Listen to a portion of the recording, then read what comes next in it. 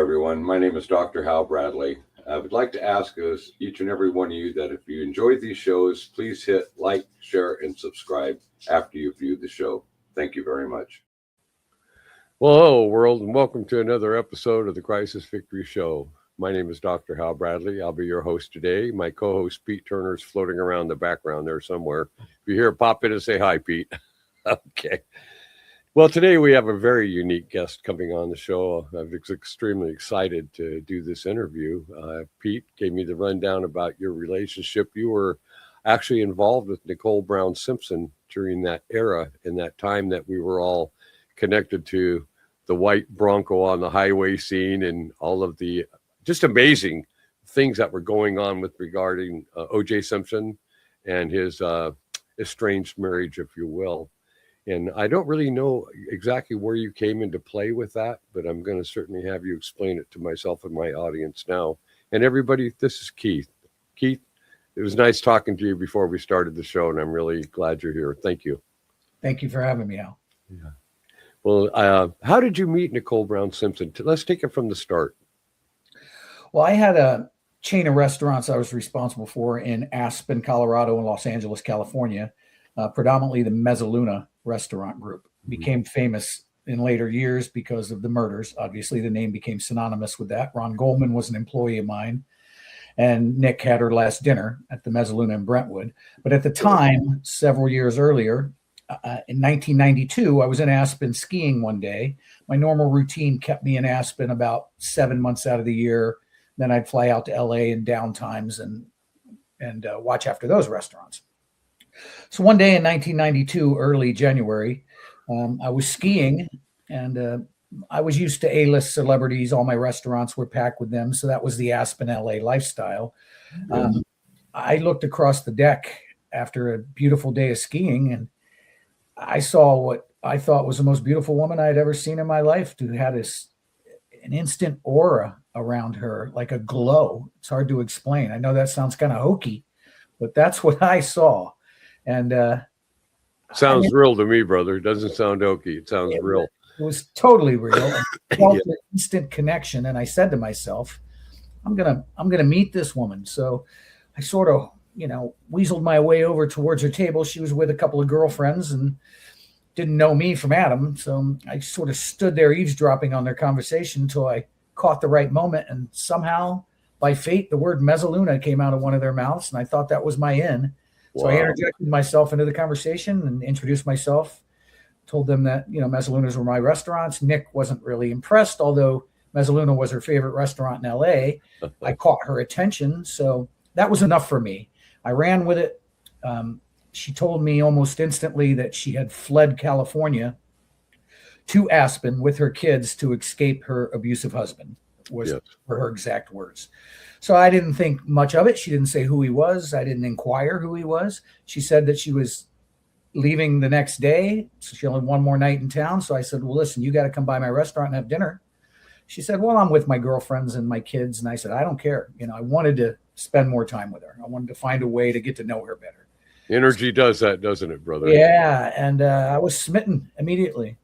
So she obliged, came in that night with her girlfriends and her kids, Sydney and Justin, and they had dinner. They had a great time. I was working the restaurant as I do, and she approached me after dinner and asked me if I wanted to go out and have a drink afterwards, do some dancing. I thought that was a perfect opportunity to spend more time with her, so we did.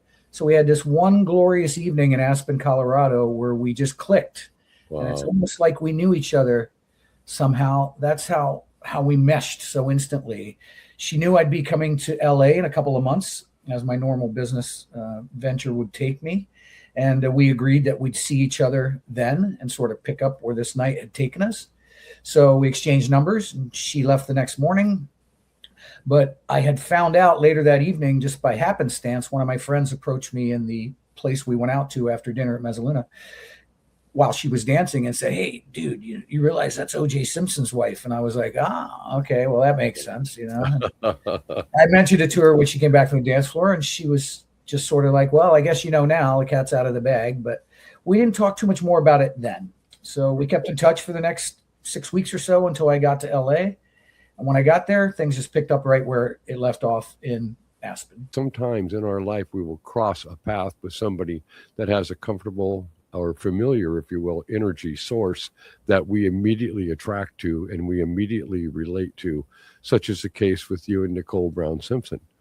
And as I was saying earlier, I've got over 20 years as a senior pastor with my doctorate in Christian pastoral counseling, and have worked extensively for 2 decades with women who survived rape, severe physical abuse, women that have gone into hiding, women that are addicted to drugs, but they can't go to a hospital when they're overdosing or those kind of situations because they have warrants out or afraid to be discovered.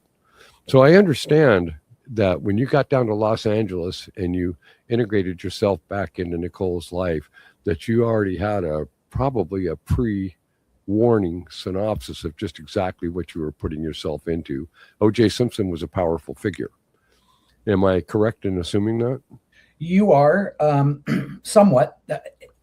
I didn't realize the severity of it initially. I did a little study when I realized that was OJ's ex-wife. So, I sort of read up on it a little bit and found out a little bit about the history, but it wasn't really public knowledge back then, and pre-internet, as you probably understand. It wasn't as easy as Googling something like it is now.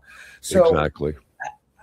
I sort of didn't put much of an emphasis on that. I was in love almost instantly with this woman. Yes.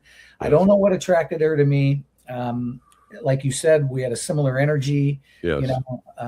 And we just sort of hit it off. But when I got there, the stalking and the overbearing presence of OJ Simpson hit us immediately. First night in town, at her house, I went to see her, and the phone starts ringing incessantly. We sort of got this weird vibe, like we were being watched. We were in the backyard. We were actually in the jacuzzi, and we felt uncomfortable, kind of eerie. Second night in town is an incident I describe in the book and also in my grand jury testimony, where she came to visit me with some girlfriends at Mezzaluna in Beverly Hills. And OJ I've eaten there. Great restaurant. Yeah. OJ showed up almost instantly and burst through the door and came right to our table and slams his hands down and stares me in the eye and says, "I'm OJ Simpson, and she's still my wife." So the stalking and that kind of stuff started almost immediately. So that's when I really became aware of, well, this is a situation that may have some ramifications. So as our relationship progressed, there was, numerous events of stalking that we can talk about as we move forward in this interview. But she started to open up to me more and more because we were living this shared experience. We were going through it together.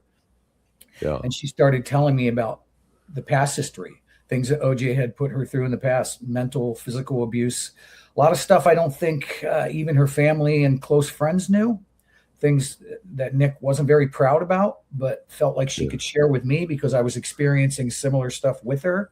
So to answer your question, it did become very tedious and scary. And I started to think, what is going on here? But I didn't let it stop me because I was in love. I'd like to cut in here. As you're well aware, I spent a decade and a half directly involved with the Sinaloa drug cartel. The way that I survived those years and stayed alive, Keith, was by being able to read people in a moment's instant and knowing whether or not I was in an inflammatory situation that had me have to respond in whatever way I had to get out of there alive. And I'm looking at you and I'm listening to your tone of voice and I am watching your presence as you're sharing this. And you sure as hell don't strike me as someone that's easily intimidated, sir. I don't see that in you at all. Well, I don't think I really am. And certainly no, you're not. And certainly not in that situation because I cared for this woman deeply and I knew of the trauma she had endured. So I was willing to put myself in a position of protection the best I knew how. Now, did I think that OJ was capable of what ultimately he did? The murders, that violent, ravaging murders that he committed? Maybe not at that time, but I certainly knew he was capable of beatings and he was capable of physical abuse. Yes. But that didn't stop me. And you look at me, I'm 5 foot nothing, 145 pounds of nothing back then. And here's this huge, overpowering professional athlete bearing down on me, and at times right in my face, very threatening. And I stood my ground. I stood between them and protected her the best I could. My only regret is that I wasn't able to do more. You know, I was thinking of that before we started the interview, how you carry that loss today, how you reflect back during that time. And my suggestion to you on that, brother, is to focus on the amazing and incredible memories of the moments that you two had that really beautiful energy together, rather than take yourself through that type of punishment, if you will, because you're sitting here like so many of us that have been either in combat or in other situations where we see people fall beside us and we end up getting kind of a grief or a guilt. Pete knows about that. He was in Afghanistan as a spy over there for several years. And when we lose people like you lost Nicole, may she rest in peace, we have a guilt that comes along with that what could we have done more, or how could this have been changed with regard to our personal involvement in the moment. Well, there's also the guilt that I carried for years, somewhat still, that was his intention to murder me that night. Yes. He knew of my past. He knew of my past relationship with Nicole. He was angry every time my name was mentioned, you were a threat. The 911 calls in October 93, a full year after he had ever had any contact with me. He still kicked in her door and threatened her.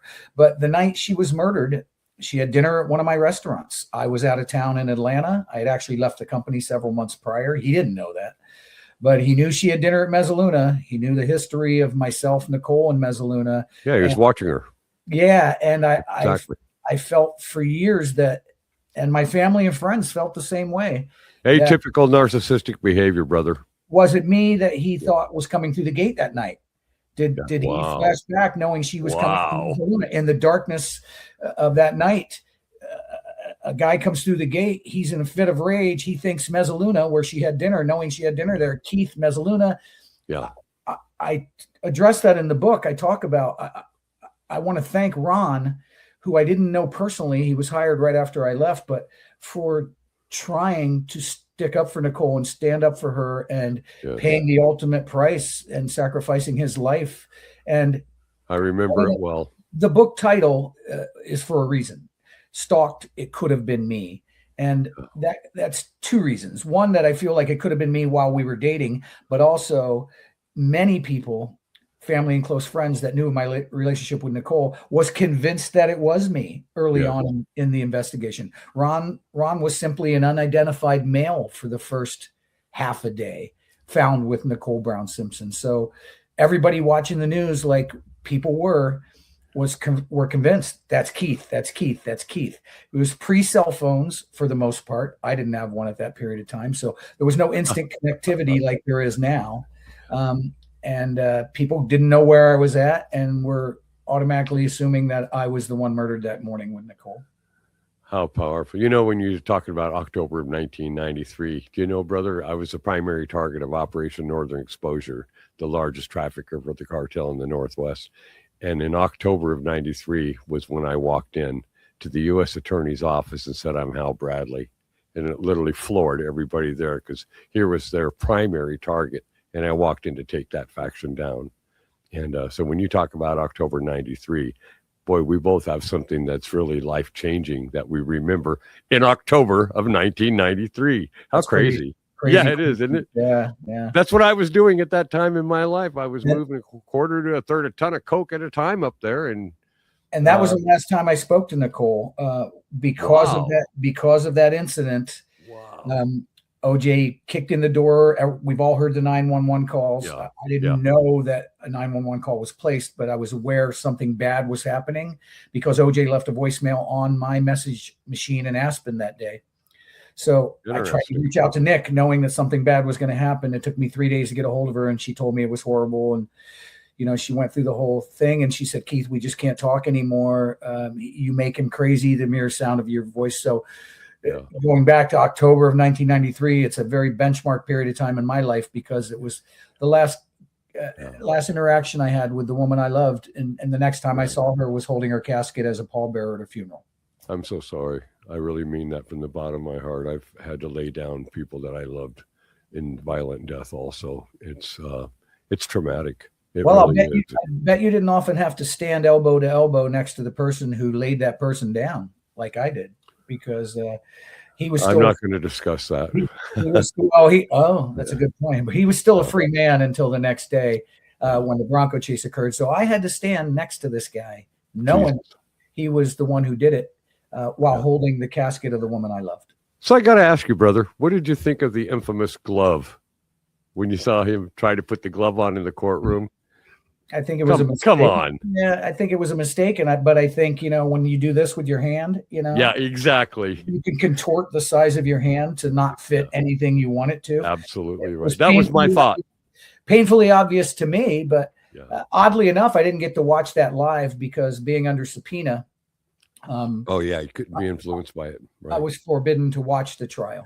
So Interesting. I caught up with that at a later date. But yeah, that was just all for show. We know that. I mean, anybody who watched it knows that. Well, another question I've got, brother, and you were close to this, so you probably have an answer that I've always wondered about, was why the hell did that police officer alter evidence? They had such an ironclad case. Who are we referring to?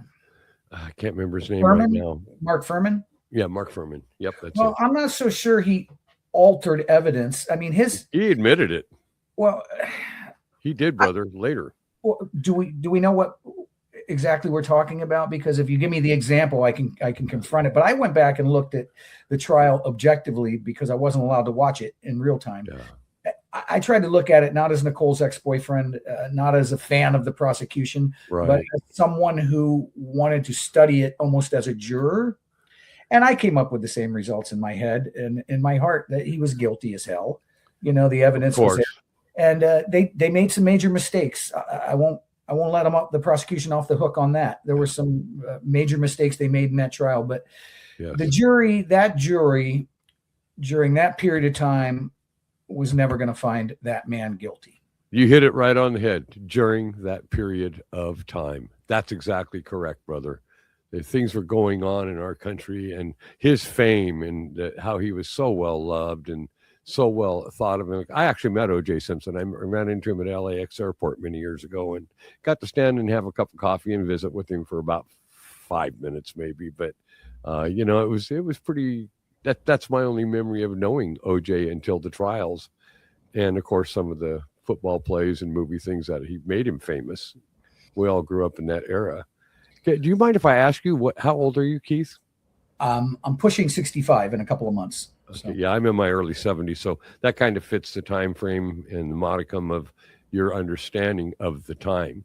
Oh, October 93. How wild, man. Yeah. That was a crazy year, wasn't it? It was a crazy year, and it just got crazier. 94, 95 were even crazier. Let's talk about I'd like to talk about your public. You saw the public OJ when you had the coffee with him. And I did. Something Nick always told me after we started experiencing this crazy, wild stalking behavior is she said, Keith, there's something you need to know. There's two OJ Simpsons. The one the public sees, the one you had the cup of coffee with, and the one that no one sees. And that's the one you don't want to ever be left alone with because you don't know what he's capable of. Interesting. Those words, and I said, what's he going to do? Kill me? I mean, those words came out of my mouth. Look what happened to him in Nevada, brother. Well, caught up to him, didn't it? A little bit of justice, and that's that narcissistic behavior. I'm above the law. I can do whatever I want. Right. And it bit him in the ass a little bit on that one. Not long enough. I wish they'd have held him in for the rest of his natural life. But it gave me a little bit of comfort to know that he was incarcerated for a period of time, albeit not long enough. Well, in your case, I'm glad that it did give you some relief and some benefit. You were really close to this whole thing. And the other thing I wanted to bring up today, Keith, is your book. Can you talk about your book a little bit? And Pete, I saw that you put his contact information up on the screen. There it is. Yeah, can we talk about that a little bit? What prompted you to write? I'm an author with 12 books. I get it when we get stuck on something that we just feel needs to be shared with the world. Was that the motivating factor? Well, early on, I was approached by numerous publishing houses, as well as every media outlet in the country, to sell my story, which included writing a book. I pondered the idea during the trial. I thought about it and thought to myself, I'm not going to ruin my testimony. I was under subpoena. So I didn't do it then for a reason, although there were things I wanted to get out. And then when the not not guilty verdict came in, to be quite honest with you, I didn't feel safe exposing things I knew about OJ Simpson and the past behavior and what Nick had told me on numerous occasions. So I kind of looked over my shoulder for many, many years, had that short period of time when he's incarcerated where I felt a little safer. But to be quite honest, when he died 2 years ago, April, it's coming up in another 6 weeks or so, the anniversary of that. When he died, the media, man, they came out of the woodwork. I was in the Bahamas thinking nobody knew where I was at, just living a nice, quiet life. And they tracked me down. And I just sort of sat back after that and said to myself, there's still an interest. There's still a lot of people that want to hear at least my version of the story. And I always said that I would speak for Nick the best I could whenever I could. So I started to think to myself, maybe it's time for me to write something. I certainly feel safer knowing he's gone. He's off this planet. And I had never written anything before. I'm not a writer. So it took me months and months to sort of formulate how I would even go about the process. I started putting my thoughts down on paper, organizing little by little. Had a couple of friends who had written other books who sort of helped me with the formatting. But it came together. I wanted it to read almost like a journal. I wanted to take the reader on a journey with me, almost like you're sitting on my shoulder going through it with me. And that's how I wrote it. That's how the project developed. I wrote it linearly, so it goes on a time frame. And I wanted you to feel like we were sitting like you and I are right now. And I'm telling exactly how I wrote A Fox in the Lion's Den. Exact same thing when I wrote my autobiography. So I get that. That's perfect. That helped me with the writing process because it was easier for me to put those stories down on paper as they happened in my memory. Yes, that's exactly right. And it's going to lead on to more, my friend. You know, your story is extremely unique. You've got to understand that part of history in the early 1990s, there was a lot of globalized transitioning going on, if you will. There was a lot of secrets as were coming out of hiding in the early 1990s. Guys like me that were involved in a very covert world, in a very covert criminal world changing, if you will, lifestyle. And the transitioning that you've gone through in your conversation on this show today really elements that time and point of your growth and your change, Keith. And this is just, it's fascinating to me because I so equate to October of 1993. That's crazy coincidence, yeah. Oh my God. You know, you're the first that's gone something dramatic and traumatic to me in that exact era and that exact time. And your path is different. And I hope you do continue writing more. And I'm going to definitely want to get a copy of your book. So we got to figure that out. And I'd be love to get one of the Fox and Lion's Den to you and let you see it. That preempted writing 11 more action adventure novels to follow it as a result. And I hope that maybe you'll become motivated to carry your story. And it doesn't have to be factual at this point. It can be fictionalized because of the adventure of surviving it and living it. And people like to see and reflect on that. And you got a story, Keith. Hell of a story. Thank you. Well, guys, we got a few minutes left before we wrap this up here. I'm kind of in awe with this. You're making me go back in time and in history with regard to our conversation today and where the world was and we were all at during that time. It was a crazy time. And I understand learning a little bit about your past prior to going on the air today, which is just an insane story in itself. Yeah. But having lived that era and being around some of the same people, yes. I know what you're talking about. I mean, I know that era was just so different. People these days can't relate to how we lived back then. And no, they can't. What our lifestyles were like, and everything was different then. There was no internet. There wasn't our cell phones. It was just everything was done face to face. Everything was in real time. This generation will never understand how good we had it and how scary we had it. Yeah, because it was. Yeah, it was a transitional moment in history. A lot of things were going on at that exact same time that kind of diverted in a lot of ways to a lot of the realities that people like yourself and myself were experiencing during the early 1990s. You know, I moved to Mexico in 1969 and spent about 14 months, I think. I can't remember anymore exactly, but in a mining camp down there with no mom and dad or nobody. I was 15 years old, and I ended up becoming friends with what became a very powerful mafia family in Mexico years later. And after my military service in 74, I went back down to visit the village, and the next thing you know, I'm bringing cars down there, and we're cutting compartments and packing kilos, and boy, oh boy, oh boy, life flips. It just flipped like a switch. And it got to such a point, Keith, that the importance of having a blonde-haired, blue-eyed, Spanish-speaking kid from the village, because they would say, aquí en su corazón vive la sangre de la ciudad. In your heart pumps the blood of this village. Return to us when you're older. And that's what I did. And that's how my career began. And then around we both lived to tell these stories. Yeah. Two completely uniquely different paths through the same. Yet we lived the same fear. But both in danger for different reasons. Exactly. And we're sitting here today telling the story to each other. So that in itself is almost a miracle. Yeah, I feel you, Keith. I feel you. You know, as I told you earlier, I've been a senior pastor now for over 2 decades. In 2004, I completed my dissertation and my bishop signed off, and I got my doctorate that year. And have always enjoyed the ability to look at people like yourself that have lived through such dangerous moments in life and understand that we do have a cause and we do have a purpose to carry on in this life. Otherwise, why did a contract killer leave me thinking I was dead and I revived? And why did I survive 7 weeks of captivity and torture in El Salvador? Why did I survive getting blown out of a vehicle in Culiacan, Sinaloa, Mexico by the Mexican federal drug agents that knew I was down there to buy 3,000 kilos of cocaine that day from a general in the Mexican army who got it from the president of Mexico's brother? These were the kind of assignments I was working, major plays, and survived every one of them. You know why? Because there's a higher force, and there was a reason. There was a reason for you being here. Maybe there's a lesser reason for me being here, but there's still a reason that we both survived.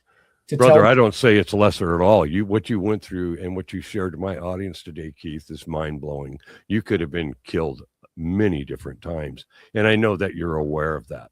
A lot of people don't know how to sense death when it's knocking on the door. In your conversation today, you explained it beautifully. You knew. And that's why I told you that I realized you're not a man that would have backed down to any circumstance. You would have given it all holy hell, and I know you would have.